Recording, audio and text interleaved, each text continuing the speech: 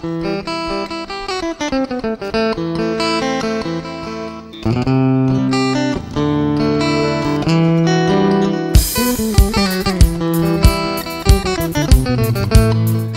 nom c'est Babacar Diop. Je suis agropasteur originaire de la vallée du fleuve Sénégal. Je suis président de la CESCAO. La CESCAO, c'est l'amicale socio-économique, sportive et culturelle des agriculteurs du Waalo. Et je suis président de la France, grâce à la CESCAO qui est membre fondateur. Je pense que c'est une question pertinente, une question d'actualité. L'année internationale de l'agriculture familiale est une bonne chose, mais il faut noter que nous sommes toujours dans les années d'exploitation familiale. Pourquoi? C'est parce que nous sommes dans les familles en permanence. Nous faisons des exploitations au niveau de ces familles agro-silvo-pastorales. Alors, l'inspiration est fondamentale, c'est parce que cette année nous a trouvés dans une dynamique opérationnelle.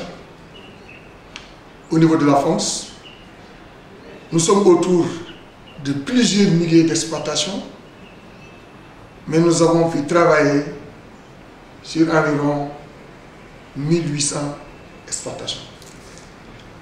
Et ce travail nous a permis d'avoir une typologie qui détermine 3 types d'exploitation. Donc l'information est là, elle est fondamentale. Cette information a été versée au niveau du CNCR et nous avons accompagné d'autres processus dans le cadre de l'élevage et de la pêche. Et nous avons travaillé autour de 2000 exploitations sous forme d'échantillons. Mais c'est fondamental, c'est parce que l'État travaille autour des ménages, nous travaillons au niveau des exploitations, et dans une exploitation, nous pouvons trouver 3 jusqu'à 4 ménages. Alors, l'inspiration fondamentale, c'est que nos pays comptent sur leurs exploitations familiales pour se nourrir. Ces exploitations aussi doivent être renforcées, modernisées, transformées pour qu'elles soient capables de contribuer à la nourriture de leur pays, pratiquement le Sénégal. Nous avons des indices qui peuvent nous permettre de booster ces exploitations, mais nous avons aussi des argumentaires qui peuvent nous aider à imposer notre système au niveau des politiques agricoles.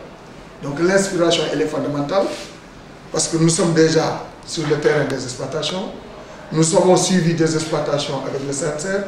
Nous avons des types d'exploitations qui, si elles sont renforcées, peuvent contribuer à la nourriture. Et les exploitations contribuent d'une manière générale à la nourriture sénégalaise. Merci, Monsieur le Président. Et donc, si je vous comprends bien, les retombées de ces journées de mobilisation au niveau des exploitations familiales sénégales sont très importantes pour les perspectives d'avenir. Exactement. Non seulement les exploitations peuvent contribuer à la nourriture sénégalaise, mais ces mêmes exploitations peuvent créer des revenus. Et à partir de ces revenus, nous aurons la possibilité d'aller vers des activités certainement agricoles, mais des activités para-agricoles ou des activités non agricoles qui vont faire bouger toute une famille. Merci beaucoup. Alors, la deuxième question que je m'en vais vous poser concerne les pouvoirs publics. Effectivement, les pouvoirs publics, à travers les hautes autorités étatiques, estiment que le Sénégal pourrait être autosuffisant en matière de riz d'ici 2017. Croyez-vous à cette prise de position? Est-ce que les gouvernants en font suffisamment pour soutenir le monde agricole? C'est une bonne ambition.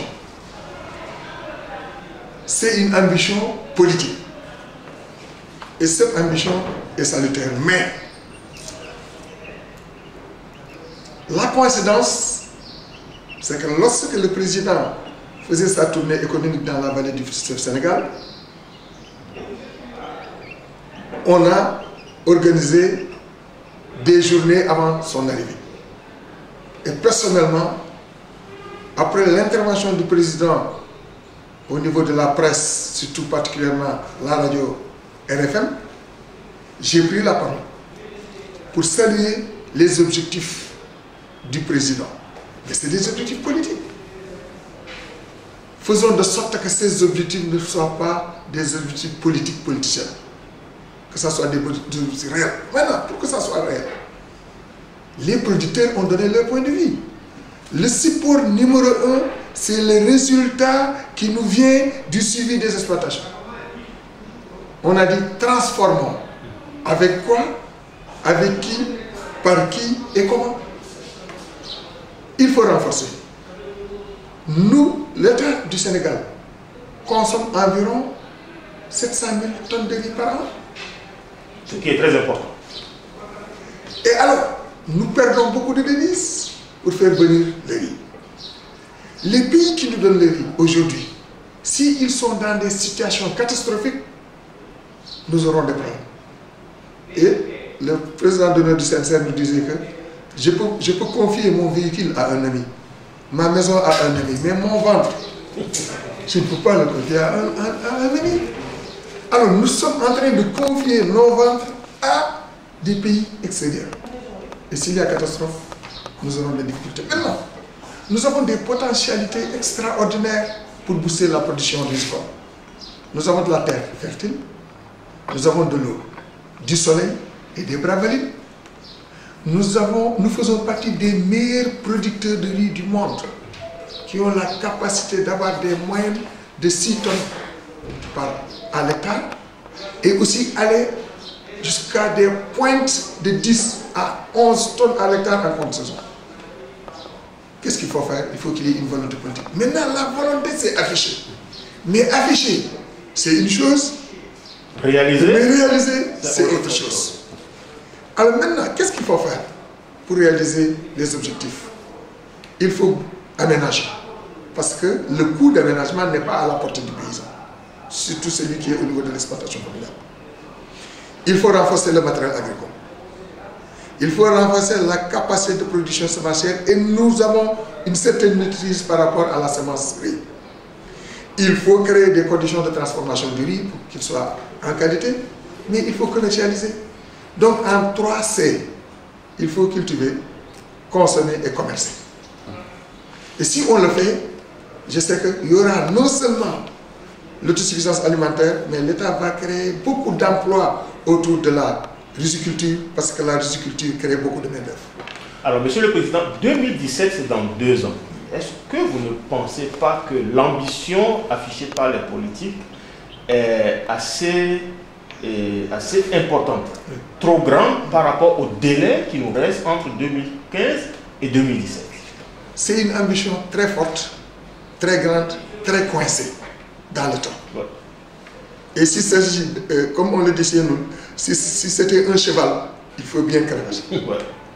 Alors maintenant,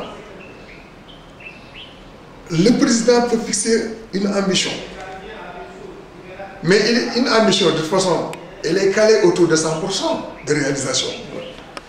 Mais si elle parvient à avoir 80 jusqu'à 90%, c'est bien. À saluer. C'est à saluer, c'est parce que certainement au moment où il fixe les ambitions, nous sommes autour de 40%.